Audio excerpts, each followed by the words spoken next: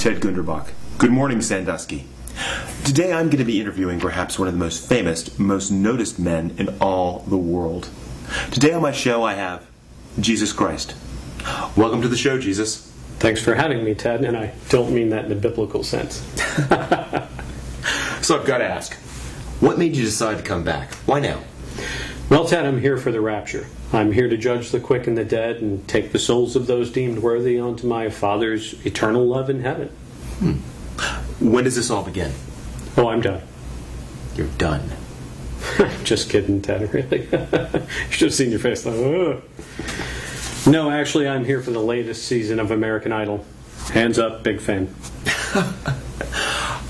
I think one of the questions that's burning on my mind, I've got to ask. Do you sometimes find yourself using your extraordinary powers to benefit you in any way, give you some sort of personal gain?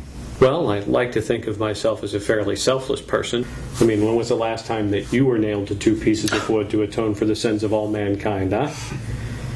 But I do find that from time to time I have to throw my weight around a bit, just to make people behave like human beings. Give our audience an example of that. Well, I would have to say that air travel's a big one. Is Jesus Christ afraid of flying? Oh, no.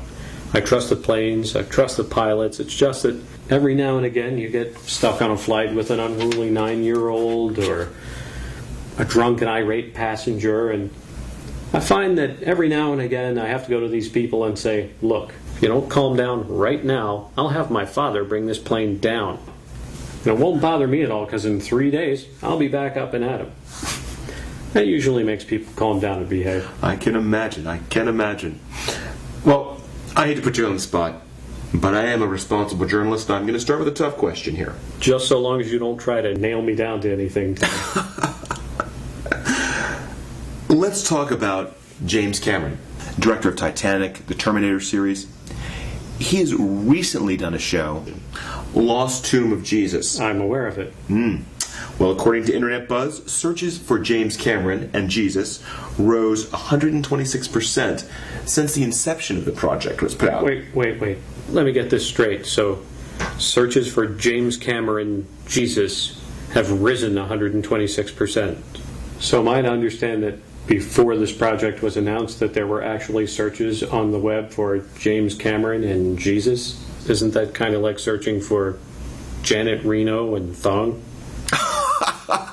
Zing. Savior and a comedian. But what are your feelings about the project? Well, I think that what they found was the tomb of the Heffelstein kid. They were a nice family and lived down the street from me and my folks. The kid went by Jesus, too. They were a nice family, but it's not my tomb. Now, Jesus, I'd like to ask you for some insight. Sure. What I like to do on the show is put out some topics and just get your feedback on them. The first one, the decline of Western morality. Often talked about among scholars and politicians. A feeling that we're heading down the wrong path as we modernize in today's society. Well, I would have to say that the morality of most people is just fine. It's just that those people don't get a lot of press coverage. You people are no different than any previous civilization. It's just that moral transgression makes for much better theatrics on the world stage. Topic 2, Paris Hilton. Oh, slut. Topic number 3, Lindsay Lohan. Drugged out slut. And my final topic, Britney Spears. Crazy slut. Let me tell you, the day of my crucifixion, my darkest moments on this planet, even I had the good sense to wear a well-fitting loincloth. I mean, there weren't people standing around at the base of the cross looking up going, oh look, I think I see Jesus' junk. Okay. On another serious note, though, Iraq. It's a war that's pitting Western ideology against fervent Muslim fundamentalism. In the midst of a long boiling civil war, where do we go from here? Well, Ted, I've thought about this a lot. I think I have a solution. For years in the Middle East, there have been battles over land, religious differences, and personal vendettas. I mean, it was a bad neighborhood when I was coming up, and it hasn't gotten any better. What I do believe to be clear is that a substantial massing of ground forces is needed to stabilize economic and internal structures, and to defer the deterioration of the current regime and bridge differences between Sunni and Shiite agendas. You don't have an exit strategy, do you? No, I'm sorry, not a clue here. Well, let me ask you, a little more fun. If there were 3 modern items from today's era that you could have had back in your time, your heyday, so to speak, what would they be? Let's see. Nail guns, sunscreen, and Vans. Corporate sponsor of Good Morning Sandusky. On a personal note, what's your favorite movie? Well, I like the Godfather films, and Taxi Driver was pretty good. I guess deep down I'm a big Scorsese fan. You didn't have anything to do with his recent Oscar win, did you? Oh, no. That wasn't me. Although, come to think of it, Dad's a big Scorsese fan, so who's to say? There you go. Well, Jesus, I'm afraid we're out of time. Boy, you don't know the half of it, Ted. Well, you should see your face. Are there any final thoughts you'd like to share with our audience?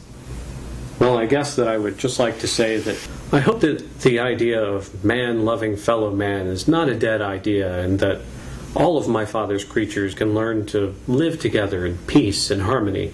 I would also like to apologize to your wife and children for their sudden and recent loss. Is there something...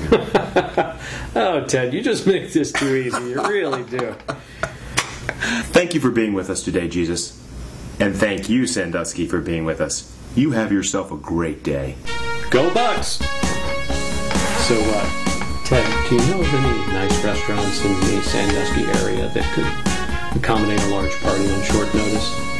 I know quite a few restaurants, probably 13. Oh, no. Judas isn't invited to this one.